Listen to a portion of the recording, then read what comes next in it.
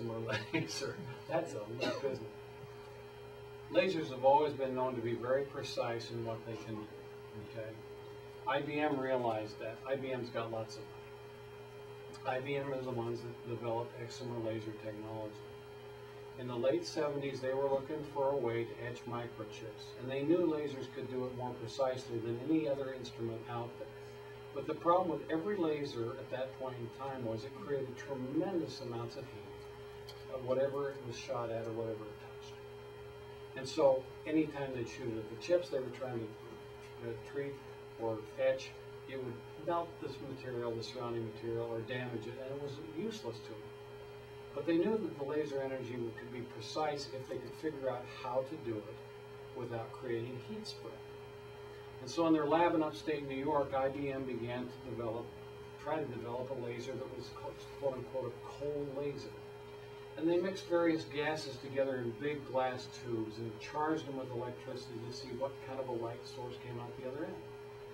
And when they mixed just a certain amount of something called argon, which is similar to helium, and a certain amount of fluorine, which is similar to chlorine, a little fluorine, a lot of argon gas in the tube, a light came out the other end such as one they'd never seen before, which is a bit of a pun because it's an ultraviolet light, so it's below the level, the spectrum that human eyes can see. In other words, it's an invisible beam of light to our eyes, but it's very real.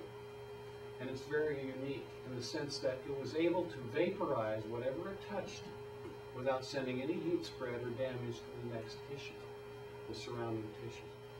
Well, they used it for the purpose of etching chips. But one of their engineers was having lunch with a guy named Steve Trokel, who's an ophthalmologist at Columbia. And Trokel, as all of us are, is fascinated by lasers. And this was in the mid-70s, and he began to ponder, or the late 70s, he began to ponder this new laser they had developed at IBM and the potential it might have. And he began to think about how we make glasses and contacts. We take that glass or plastic, we spin it to a certain shape, we lathe it, and we put it in front of your eye, or we stick it on your eye in the form of a contact lens, and it bends light like it's supposed to, just what we've talked about. Why couldn't we take this amazing new laser and laze that same correction on the windshield to your eye, or the windshield to your eye, which is your cornea? Why can't we do that? And the answer is we can't.